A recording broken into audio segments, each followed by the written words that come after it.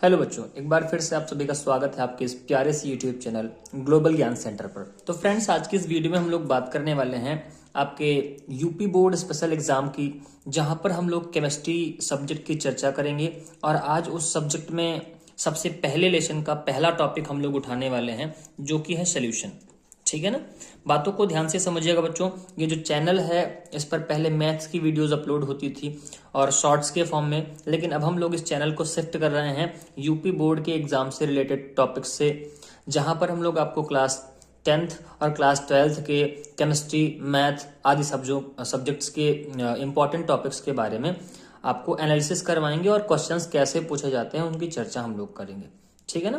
तो सबसे पहले हमने सॉल्यूशन नाम का जो टॉपिक लिया है उसकी डेफिनेशन के बारे में बात करते हैं। सॉल्यूशन क्या होता है? अगर इसकी बात करी जाए बच्चों, तो दो या दो से अधिक पदार्थों के समांगी मिश्रण को, दो या दो से अधिक पदार्थों के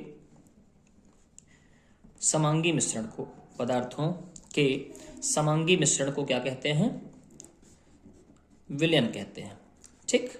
the homogeneous mixture of two or more substances is known as solution. ठीक।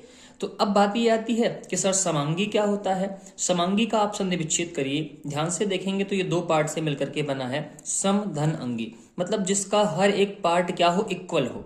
ठीक है ना। अंगी मतलब सम का मतलब इक्वल, इक्वल मतलब कि जैसे सपोज दैट हमने क्या किया, एक विलयन ले लिया, यहाँ पर पानी है और पानी में हमने चीनी घोल रखी है। पानी में हमने क्या घोल रखा है? चीनी के पार्टिकल्स घुले हुए हैं। तो जितनी चीनी इस पार्ट पे घुली हुई होगी, सेम उतनी ही चीनी की मात्रा यहाँ पर भी घुली हुई होगी। ठीक है ना। तो इसीलिए हम लोग क्या कहते हैं? विलयन को समांगी मिश्रण कहते हैं। बात समझ में आ गई ना। हाँ, एक चीज और कि हमको आपके इस क्लास 12th में द्विअंगी विलयन के बारे में पढ़ना है। किसके बारे में पढ़ना है? द्विअंगी विलयन के बारे में पढ़ना है। द्विअंगी विलयन सर क्या होता है? तो ऐसा विलयन जिसमें दो पदार्थ घुले हुए हों। पदार्थ कितने घुले हुए हों? दो पदार्थ, उसको हम लोग क्या कहते हैं? द्विअंगी विलयन कहते हैं। ठीक है ना। तो हमको पूरे के पूरे सिलेबस में किसके बारे में पढ़ना है? द्विअंगी विलयन के बारे में पढ़ना है, जहां पर ए व बी दो पदार्थ घुले हुए होंगे। ठीक है ना। बात किसकी करनी है? ए व बी की बात करनी है, और ए और बी को घोल के क्या बनाया गया होगा? सोल्यूशन बनाया होगा। अब बात ये आती है कि सोल्यूशन बनता किससे किससे है? तो सोल्यूशन बच्चों दो चीजों से मिलकर बनता है। पहला होता है सॉल्यूट और दूसरा होता है सॉल्वेंट। सॉल्यूट किसको कहते हैं? सॉल्यूट कहते हैं विलेय को। किसको कहेंगे? विलेय को। और सॉल्वेंट किसको कहेंगे? विलायक को कहते हैं। आइए इसकी भी डेफिनेशन हम आपको बताते हैं। सॉल्यूट क्या होता है? तो ध्यान रखिएगा भैया, विलयन में जिस पदार्थ की मात्रा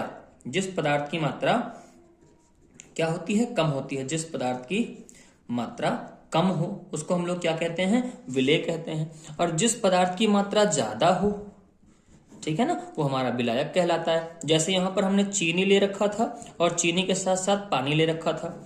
अगर चीनी की मात्रा कम है तो चीनी क्या हो जाएगा? विलेय हो जाएगा, और पानी विलायक। लेकिन अगर चीनी ज्यादा है और पानी कम है तो चीनी विलायक, पानी विलेय। ये चीज आपको याद रखना, मात्रा पर निर्भर करेगा। ठीक। आगे और क्या कह सकते हैं? जिसे घोला गया हो, जिसे घोला गया हो वो क्या कहलाता है? वो विलेय कहलाएगा। और जिसमें घोला गया हो वो हमारा क्या हो जाएगा? जिसमें घोला गया हो वो हमारा विलायक कहलाएगा। इतनी बात क्लियर हो गई ना। एक परिभाषा और बनती है जो इंपॉर्टेंट होती है आपके यूपी बोर्ड के एग्जाम के पॉइंट ऑफ व्यू से बच्चों, वो होती है विलायक की परिभाषा। ठीक है ना। विलायक क्या होता है? तो याद रखिएगा, विलयन जिस पदार्थ की भौतिक प्रावस्था को ग्रहण करता है, भौतिक प्रावस्था को ग्रहण करता है, वो क्या कहलाता है? विलायक कहलाता है। विलायक कहलाता है। ठीक। अब समझिएगा बात को, क्या कहलाएगा? विलायक। सर आपने ये क्या कहा? हमने कहा बच्चों कि जो आपका विलायक होगा, है ना, विलायक जिस अवस्था में होगा विलयन भी उसी प्रावस्था का बनेगा। सपोज दैट विलायक द्रव अवस्था में है तो विलयन भी कैसा बनेगा? द्रव अवस्था में बनेगा। ये बात आपको याद रखनी है, और ये परिभाषा उसी चीज की है। ठीक है ना। हमने विलेय किस में ले रखा है?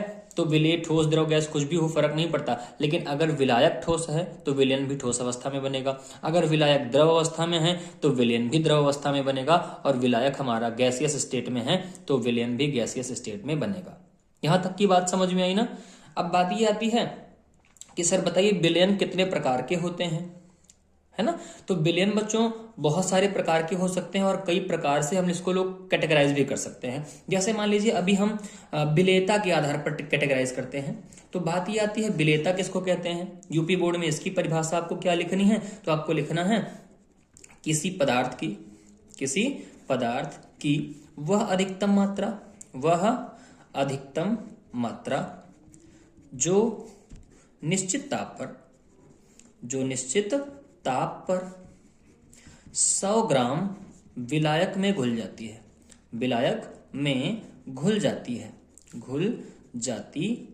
क्या कहलाती है, पदार्थ की विलेयता कहलाती है। ठीक है ना, विलेयता कहलाती है। हाँ, एक चीज और कि टॉपिक्स को थोड़ा सा जल्दी क्लियर करना है, कम समय में अच्छा कंटेंट और ज्यादा कंटेंट आपको देना है, तो आप राइटिंग वगैरह पर इतना माइंड नहीं करेंगे, ठीक है ना, क्योंकि समय थोड़ा सा कम है आपके पास भी हमारे पास भी, तो हम कम समय में आपको ज्यादा कंटेंट देने का प्रयास करेंगे। राइटिंग और सारी चीजें, बाकी की चीजें आपको मैटर नहीं करनी चाहिए, ठीक है ना। हाँ, कहेंगे तो हम ये कंटेंट आपको टाइप करके भी ले आ सकते हैं, मगर बच्चों टाइप करके पढ़ने में, पीडीएफ से पढ़ने में वो मजा नहीं है जो लिख करके एक एक चीज खुद से लिख करके पढ़ने में है, ठीक है ना। तो मैं इसी को ज्यादा प्रेफर करता हूं, वरना टाइप करके भी आपको कंटेंट प्रोवाइड किया जा सकता है। ठीक, तो विलेयता समझ में आई। अब बच्चों विलेयता के आधार पर जो विलयन होता है वो विलयन 3 प्रकार का होता है। विलयन कितने प्रकार का होगा, 3 प्रकार का होगा विलेयता के आधार पर। विलयन हमने कितना ले लिया, 3 प्रकार का। पहला होता है संतृप्त विलयन, ठीक, दूसरा होता है असंतृप्त विलयन, और तीसरा हमारा क्या हो जाएगा, अति संतृप्त विलयन। ठीक, संतृप्त विलयन किसे कहते हैं बच्चों, वह विलयन जिसमें उस ताप पर और अधिक विलेय न घोला जा सके, है ना, जिसमें और अधिक विलेय न घोल सके, वो क्या कहलाता है, संतृप्त विलयन कहलाता है। सपोज दैट हमने क्या किया, यहां पर एक ग्लास ले लिया, है ना, और इस ग्लास में कुछ पानी रखा हुआ है। ठीक, पानी में हमने क्या किया, पानी में हमने चीनी डाल दी, है ना, 2-3 चम्मच हमने क्या डाल दिया, चीनी डाल दिया। अब चीनी 2 चम्मच डाला, 3 चम्मच डाला, घोलते जा रहे हैं। एक टाइम ऐसा आएगा कि चीनी घुलना बंद हो जाएगी। अब जब चीनी घुलना बंद हो गई तो उस समय पर जो हमारा सोल्यूशन होगा ना, वही सैचुरेटेड सोल्यूशन कहलाएगा, ठीक है ना। सैचुरेटेड सोल्यूशन क्या होता है, मतलब जिसमें और ज्यादा सॉल्यूट ना घोला जा सके उस टेम्परेचर पर जो नॉर्मल टेम्परेचर रूम का होता है। बात समझ में आई ना। तो संतृप्त विलयन वह विलयन है जिसमें उस ताप पर और अधिक विलेय ना घोला जा सके। कहानी क्लियर हो गई। ठीक, अब मान लिया मैंने कि पानी हमने 90 ml ले रखा है। अब इस 90 ml पानी में हम 20 ग्राम चीनी ही घोल पा रहे हैं, ठीक है ना, तो ये इसकी क्या हो जाएगी, संतृप्त अवस्था हो जाएगी। अब हमने मतलब समझना बात को कि विलयन की जो क्षमता है चीनी घोलने की 90 ml पानी, वो कितना है, 20 ग्राम। लेकिन हमने 20 ग्राम नहीं घोला, हम 15 ग्राम ही घोले हैं, तो वो विलयन हमारा कैसा कहलाएगा, असंतृप्त विलयन। क्या कहलाएगा, असंतृप्त विलयन। मतलब क्या है, मतलब यह है कि वह विलयन जिसमें जो विलेय पदार्थ की मात्रा है वो संतृप्त विलयन से कम हो। विलेय की मात्रा किससे हो, संतृप्त विलयन से कम हो। संतृप्त विलयन से क्या हो, कम हो, वो क्या कहलाता है, वो कहलाएगा असंतृप्त विलयन, ठीक है ना। संतृप्त का मतलब होता है सेटिस्फाइड हो, एक तरीके से, हाँ, सैचुरेटेड हो। जैसे मान लीजिए कि अभी आप हो और आपकी जो क्षमता है, कैपेसिटी है, वो 5 रोटी खाने की है। कितनी रोटी, 5 रोटी खाने की है। तो आपको 5 रोटी दे दी गई, तो आप संतुष्ट हो गए ना, आप सेटिस्फाइड हो गए, आप संतृप्त हो गए। लेकिन आपको 4 ही रोटी दी जा रही है, तो आप कहाँ हैं, भी असंतृप्त हैं, ठीक है ना। और अति संतृप्त क्या होता है, मतलब जितना सैचुरेटेड होना चाहिए, जितने पर संतृप्त, उससे ज्यादा दे दी जाए। आपको 6 रोटी खिला दी जाए, है ना, किसी प्रकार से जबरदस्ती या फिर कोई अन्य एक कह सकते हैं कि कारक ले लिया जाए जिससे आप 1 रोटी 2 रोटी ज्यादा खा लें, ठीक है ना। जैसे हम आपको कह दें कि हाँ आपको पनीर से खाना है रोटी, या फिर आपको दही से खाना है, तो आप 1 रोटी ज्यादा खा सकते हैं। नॉर्मल आप 5 खाते थे और विशेष स्थिति में क्या हुआ, आप 1 रोटी ज्यादा खा पा रहे हैं, तो वो चीज क्या कहलाती है, वो चीज अति संतृप्त की हो जाती है। मामला समझ में आया ना। तो अति संतृप्त में क्या होता है, संतृप्त विलयन से ज्यादा विलेय घुला हुआ होता है। इसमें क्या होगा, संतृप्त विलयन से ज्यादा विलेय घुला होगा, ज्यादा विलेय घुला होगा, घुला होगा। तो ये इतनी बातें आपको याद रखनी है, ठीक है ना। आगे बात करेंगे विलयन के और प्रकार के बारे में। चलिए आगे बात करते हैं हम लोग विलेय पदार्थ की मात्रा के आधार पर, विलेय पदार्थ की मात्रा के आधार पर, मात्रा के आधार पर। अब विलेय पदार्थ की मात्रा के आधार पर बच्चों विलयन कितने प्रकार का होता है, तो वो होता है दो प्रकार का। एक होता है सांद्र विलयन, एक क्या होगा, सांद्र विलयन, और अगला होता है आपका तनु विलयन। नेक्स्ट क्या होता है, तनु विलयन। सांद्र विलयन क्या है, सांद्र विलयन को हम लोग अंग्रेजी में कहते हैं सैचुरेटेड सोल्यूशन। क्या कहते हैं, सैचुरेटेड सोल्यूशन कहते हैं। अब इसमें तनु विलयन को, सॉरी सैचुरेटेड कह रहा हूं, बार बार मुंह से निकल रहा है, sorry concentrated, concentrated solution, concentrated. और तनु विलयन को कहते हैं डाइल्यूट, तनु विलयन को क्या कहेंगे, डाइल्यूट सोल्यूशन। क्योंकि सैचुरेटेड तो हम लोग संतृप्त को कहते हैं, सैचुरेटेड संतृप्त को, अनसैचुरेटेड असंतृप्त को, और सुपर सैचुरेटेड हम लोग किसको कहते हैं, अति संतृप्त को। सांद्र विलयन को क्या कहेंगे, कंसंट्रेटेड सोल्यूशन, तनु विलयन को क्या कहेंगे, डाइल्यूट सोल्यूशन, है ना। अंतर क्या है सब में, अंतर याद रखिएगा। जो सांद्र विलयन होता है बच्चों, उसमें विलेय पदार्थ की मात्रा क्या होती है, विलेय पदार्थ की मात्रा बहुत ज्यादा होती है, ठीक है ना, मतलब विलेय ज्यादा होगा तो वो क्या कहलाएगा, सांद्र विलयन कहलाएगा। और तनु विलयन में विलेय की मात्रा क्या होती है, कम होती है, और विलायक की मात्रा ज्यादा होती है। नॉर्मल सी बात, हमने क्या किया, यहाँ पर 100 ml क्या ले लिया, पानी ले लिया, और 100 ml पानी में हमने मिला दिया 40 ग्राम चीनी, ठीक, 40 ग्राम क्या मिलाई, चीनी मिलाई। और फिर से हमने यहाँ पर 100 ml पानी ले लिया, 100 ml पानी लिया, और 100 ml पानी में हमने महज 10 ग्राम चीनी मिलाई। कितने ग्राम, 10 ग्राम। तो ये हमारा क्या कहलाया, सांद्र विलयन कहलाएगा, और ये वाला हमारा क्या कहलाएगा, तनु विलयन कहलाएगा। दोनों बातें आपको समझ में आई ना। चले आगे बात करें अगले प्रकार की बच्चों। अगला प्रकार होता है प्रावस्था के आधार पर हम लोग विलयन को बांटते हैं। किसके आधार पर, प्रावस्था के आधार पर बांटते हैं। और प्रावस्था के आधार पर विलयन को महज 9 घटक में बांटा जाता है, ठीक है ना। अब 9 घटक में लोग बांटते तो हैं, लेकिन हम इसको 3 घटक में बांटना ज्यादा पसंद करेंगे। या आप यहाँ पर याद रखना है, उसमें विलायक और विलेय की प्रावस्था लेंगे। यहाँ पर विलायक ले लिया, ठीक, और यहाँ पर हमने ले लिया विलेय। और विलेय विलायक लेने के साथ साथ हम आपको बताएंगे कि इसमें इसके एग्जाम्पल क्या क्या होते हैं। हमने ठोस लिया, ठोस में विलेय एक बार क्या होगा, ठोस होगा, एक बार विलेय क्या होगा, द्रव होगा, और एक बार विलेय क्या होगा, गैस होगा, ठीक है ना। अब ठोस में ठोस मिलाएंगे तो ठोसी विलयन बनेगा। ये समझ के चलिए ठोसी विलयन बन रहा है, क्या बन रहा है, ठोसी विलयन, ठीक, ये ठोसी विलयन। ऐसे ही आपका द्रवी विलयन बनेगा, जहां पर द्रव होगा, द्रव में क्या मिलेगा, ठोस, द्रव में द्रव, और द्रव में गैस, ठीक है ना। ऐसे फिर क्या होगा, गैस लेंगे, और गैस में भी हम लोग क्या करेंगे, एक बार सॉलिड मिलाएंगे, सॉलिड मतलब ठोस, एक बार लिक्विड मिलाएंगे, और एक बार गैस मिलाएंगे, ठीक है ना। एक बार यहाँ हमको गैस मिला देना है। तो यहाँ तक की बात आपको समझ में आई। अब बात करते हैं, एग्जाम्पल बताइए सर फटाफट सबके। तो ठोस में ठोस मिलता है, किसमें, ठोस में ठोस, तो वो हमारा क्या कहलाता है, ठोसी विलयन कहलाता है। जैसे हमारी मिश्र धातुएं हो जाती हैं, हमने कह दिया पीतल कह दिया, हमने कांसा कह दिया, तो ये सब हमारे क्या हो जाते हैं, ठोसी विलयन कहलाते हैं। इसमें ठोस में ठोस मिलता है। आगे अगला है ठोस में द्रव। ठोस में द्रव का मतलब हमने कह दिया चीनी प्लस पानी का विलयन, चीनी प्लस पानी का विलयन, तो ये हमारा क्या कहलाया बच्चों, ठोस में द्रव का विलयन कहलाया। आगे है ठोस में गैस का विलयन। तो कपूर का गैस में विलयन हमने कह दिया, कपूर का गैस में विलयन। तो कपूर क्या है, ठोस, और कपूर गैस में घुल जाता है, तो ये हमारा क्या कहलाएगा, ये भी ठोसी विलयन, जहां पर विलायक ठोस होगा और विलेय गैस होगी, ठीक। अब बात आती है द्रव में ठोस का विलयन, द्रव में ठोस का विलयन। तो सर द्रव में ठोस का विलयन क्या है, तो द्रव में ठोस का विलयन में भी हम लोग ले सकते हैं कि जैसे हमने कहा कि इस बार पानी में चीनी घोलनी है। अभी पहले हमने क्या किया, चीनी में थोड़ा सा पानी घोला था, इस बार बहुत सारे पानी में थोड़ी सी चीनी घोलनी है, तो ये क्या कहलाएगा, द्रवी विलयन। क्यों, क्योंकि विलायक क्या है, विलायक पानी है, द्रव अवस्था में है, तो यहाँ पर द्रवी विलयन बनेगा। द्रव में द्रव का विलयन तो एल्कोहल और वाटर, एल्कोहल और वाटर का विलयन, ठीक है ना, शराब और पानी का। द्रव में गैस का विलयन, तो बच्चों द्रव में गैस का विलयन का मतलब वायु में आपका होता है जलवाष्प के कण, वायु में किसके, जलवाष्प के कण हो जाते हैं, तो ये आपका क्या कहलाएगा, द्रव में गैस का विलयन। अब बात आती है गैस में ठोस का विलयन। तो गैस में ठोस का मतलब पैलेडियम होता है ना, आपने सुना है पैलेडियम, पैलेडियम पर हाइड्रोजन का अधिशोषण हो जाए, पैलेडियम पर हाइड्रोजन का अधिशोषण हो जाए तो वो क्या कहलाता है, गैस का ठोस में विलयन। बात समझ में आई। अब बात आती है गैस का लिक्विड में। गैस का लिक्विड में, तो गैस के लिक्विड में एग्जांपल क्या है? Soda water.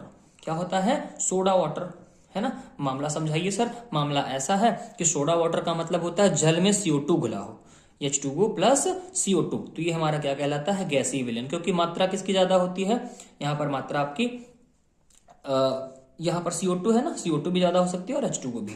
अब अगली बात, गैस में गैस का मिश्रण, बहुत सिंपल सा एग्जांपल, वो क्या हो जाता है? वायु हो जाता है। बात इतनी समझ में आई ना। तो इस तरीके से आपने ये सारी बातों को सीखा, विलयन कितने प्रकार का होता है और विलयन कौन कौन सा हो सकता है, आपने सारी बातें सीख ली। बात क्लियर हो गई? नोट भी कर लीजिएगा। विलयन क्या होता है? दो या दो से अधिक पदार्थों के समांगी मिश्रण को हम लोग विलयन कहते हैं। ठीक। अब कुछ बातें आपको और याद रखनी है। एक पॉइंट जाते जाते मैं आपको बता के जाना चाहता हूं बच्चों। वो पॉइंट क्या होता है कि जो हमारे विलय और विलायक की प्रकृति होती है, उसमें जो विलायक होते हैं, ठीक है ना, विलायक की प्रकृति में हम लोग बात करें, विलायक की प्रकृति की, तो विलायक कितने प्रकार के होते हैं? विलायक हमारे दो प्रकार के होते हैं। पहला होता है ध्रुवीय विलायक और दूसरा होता है अध्रुवीय विलायक। ठीक है ना, ध्रुवीय विलायक और अध्रुवीय विलायक। अब इससे रिलेटेड एक टॉपिक बनता है कि या होता क्या है वो टॉपिक ये होता है कि समान समान को घोलता है, समान समान को घोलता है, समान समान को घोलता है। ठीक, ये टॉपिक बहुत इंपॉर्टेंट है। ये कोटेशन समझ लो एक तरीके से है कि समान समान को घोलेगा, मतलब ध्रुवीय में ध्रुवीय घुलता है और अध्रुवीय में अध्रुवीय घुलता है। ये बात आपको थोड़ा सा याद रखनी है, ठीक है ना। तो बात समझ में आई। हमने क्या कहा समान समान को घोलता है, मतलब कैसे? जैसे हमने कह दिया NaCl, तो बच्चों NaCl आयनिक यौगिक है। अब NaCl किस में घुलता है? H2O में घुलता है। क्यों? क्योंकि H2O हमारा जो है वो एक ध्रुवीय विलायक है। कैसा विलायक है? ध्रुवीय विलायक है। ठीक, तो ये इसको घोल लेगा। लेकिन हम कहते हैं आयोडीन, आयोडीन क्या है? आयोडीन अध्रुवीय पदार्थ है। आयोडीन क्या है? अध्रुवीय पदार्थ है, अध्रुवीय पदार्थ है। तो आयोडीन किस में घुलेगा? आयोडीन जल में नहीं घुलता। तो बच्चों आयोडीन जो है वो घुलता किस में है? CCl4 में घुलता है, कार्बन टेट्राक्लोराइड। क्योंकि कार्बन टेट्राक्लोराइड क्या है? ये आपका एक अध्रुवीय विलायक होता है। क्या होता है? ये भी आपका अध्रुवीय विलायक होता है। यहां तक की कहानी समझ में आई ना। तो ये चीज आपको याद रखनी है। NaCl एक ध्रुवीय पदार्थ, तो किसमें घुला? जल में घुला। आयोडीन एक अध्रुवीय पदार्थ, तो किसमें घुल रहा है? अध्रुवीय विलायक में घुल रहा है। तो यही कॉन्सेप्ट क्या है? समान समान को घुलता है। ठीक, तो आई होप यहां तक की बातें आपको समझ में आई होंगी। अगले टॉपिक में हम लोग बात करेंगे हेनरी के नियम की। किसकी? हेनरी के नियम की बात करेंगे, जो कि यूपी बोर्ड के पॉइंट ऑफ व्यू से बहुत इंपॉर्टेंट है। आज हमने आपको जो पढ़ाया बच्चों, इसमें इंपॉर्टेंट पॉइंट क्या बनता है? इसमें पहला इंपॉर्टेंट पॉइंट बनता है विलेयता। ठीक है ना। हर लेक्चर में हम आपको बोर्ड के एग्जाम के क्वेश्चंस भी बताते चलेंगे। पहला इंपॉर्टेंट पॉइंट क्या बनता है? विलेयता की परिभाषा आपसे पूछ सकता है, पहली बात। दूसरी बात, आपसे ऑब्जेक्टिव टाइप क्वेश्चंस में क्या पूछेगा? तो वो पूछेगा ठोसी विलयन, द्रवीय विलयन या फिर गैसीय विलयन जो है आपके ना, उनके आपसे क्या पूछ सकता है? एग्जाम्पल्स पूछ सकता है। बताइए निम्नलिखित में से कौन सा द्रवीय विलयन का एग्जाम्पल है या ठोसी विलयन का एग्जाम्पल है, आपसे वो चीज पूछ सकता है। और जो तीसरा पॉइंट पूछ सकता है वो होता है संतृप्त विलयन व असंतृप्त विलयन में अंतर क्या होता है। तो ये 3 पॉइंट आज के इस लेक्चर में बहुत ज्यादा इंपॉर्टेंट है। वीडियो को बहुत बड़ी हम लोग नहीं करेंगे, ठीक है ना। ऐसी छोटी छोटी वीडियोस लाते रहेंगे जहां पर हर रोज 2 से 3 क्वेश्चंस लगातार प्रैक्टिस करेंगे। ठीक, तो आज की वीडियो अगर पसंद आई हो तो आप वीडियो को लाइक करेंगे, चैनल को सब्सक्राइब कर लीजिएगा, क्योंकि हम लोग यूपी बोर्ड के 2025 का जो यूपी बोर्ड है उसकी तैयारी आज से शुरू कर रहे हैं इस चैनल पर, ठीक है ना। और जो भी लोग हैं आपके संपर्क में जो यूपी बोर्ड की तैयारी करना चाहते हैं, आप उनको बताएंगे इस चैनल के बारे में। और हाँ, अगर कोई सजेशन है तो आप वो कमेंट बॉक्स में हमको जरूर लिखिएगा, मैं उस सजेशन को सहर्ष स्वीकार करूंगा। और जो भी बदलाव होने चाहिए, जो भी तब्दीलियां होनी चाहिए, जो सुधार होने चाहिए, उसको हर संभव प्रयास के रूप में एक्सेप्ट किया जाएगा और बदला भी जाएगा, ठीक है ना। तो मिलते हैं आपसे अगली वीडियो में। अभी के लिए इतना ही, तब तक के लिए दीजिए इजाजत। Take care, bye bye.